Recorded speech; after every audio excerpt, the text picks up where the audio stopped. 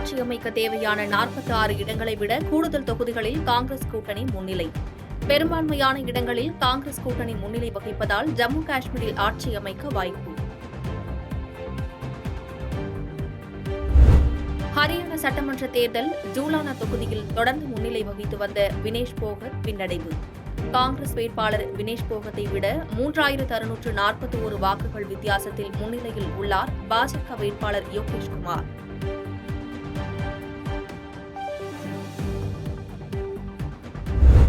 சென்னையில் வெளிநாடுகளுக்கு இணையான அம்சங்களுடன் கலைஞர் நூற்றாண்டு பூங்கா அமைக்கப்பட்டிருப்பது வரவேற்பதாக அன்புமணி ராமதாஸ் பதிவு. செம்மொழி பூங்காவுக்கு இணையாக கலைஞர் நூற்றாண்டு பூங்காவின் நுழைவு கட்டணத்தை குறைக்க வேண்டும் என வலியுறுத்தல். சுங்குவார்சத்திரம் சாம்சங் ஆலை தொழிலாளர்கள் வந்த மினி சரக்கு வாகனம் கவிழ்ந்து விபத்து. 5க்கும் மேற்பட்ட தொழிலாளர்கள் காயமடைந்து மருத்துவமனையில் அனுமதி.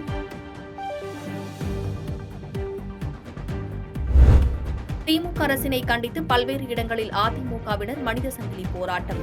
சொத்து வரி உயர்வு, மின்சார கட்டணம் உள்ளிட்டவற்றை கண்டித்து போராட்டம்.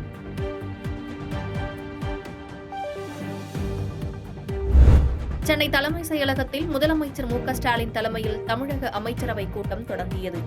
அமைச்சரவை மாற்றியமைக்கப்பட்ட பிறகு நடைபெறும் முதல் கூட்டத்தில் பல்வேறு விவகாரங்கள் குறித்து ஆலோசிக்கப்பட உள்ளது.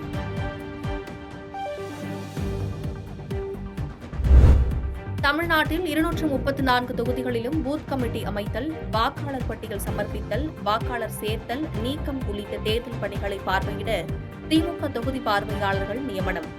திமுக பொதுச் செயலாளர் துரைமுருகன் அறிவிப்பு. நாம் தமிழர் கட்சியிலிருந்து விலகுவதாக விழுப்புரம் மேற்கு மாவட்ட செயலாளர் பூவாளன் அறிவிப்பு. நாம் தமிழர் கட்சியில் இதுவரை செய்த செயல்கள் உழைப்பு மற்றும் பண விரயத்தை சீமான் பொருட்படுத்தவில்லை என குற்றச்சாட்டு.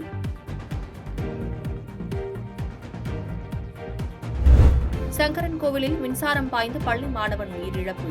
வீட்டில் உள்ள மின்விசிறியின் சுவிட்சை போட்டபோது நேற்று சோகம்.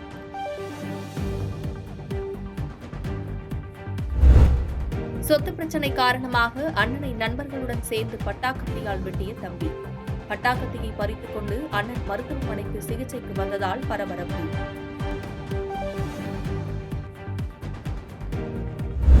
வரத்து குறைந்ததால் சென்னை கோயம்பேடு சந்தையில் தக்காளி விலை கிலோவுக்கு மேலும் 10 ரூபாய் உயர்ந்தது.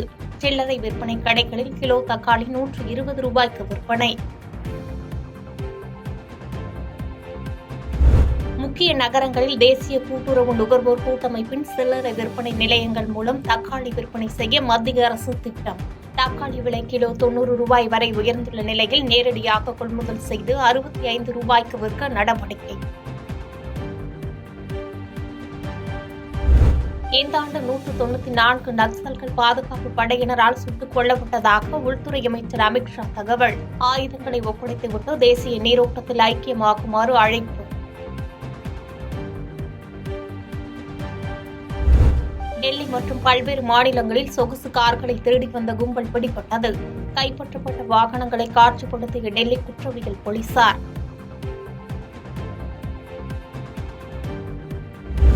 மத்திய கிழக்கில் போர் பதற்றத்தை தடுக்க இந்தியா முக்கிய பங்காற்றி வருவதாக இந்தியாவுக்கான லெபனான் தூதர் ராபின் நார்ஜ் கருத்து. லெபனானின் மனிதாபிமான உதவிகளை இந்தியா வெளியே வந்து செய்து கொண்டிருப்பதாகவும் நன்றி.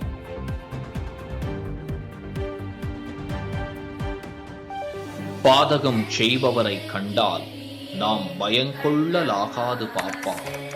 மோதி மிதித்து விடு பாப்பா, அவர் முகத்தில் உமிழ்ந்து விடு பாப்பா. அண்மை செய்திகளை உடனுக்குடன் தெரிந்து கொள்ள இணைந்திருங்கள் இயம்நாடு தொலைக்காட்சியுடன்.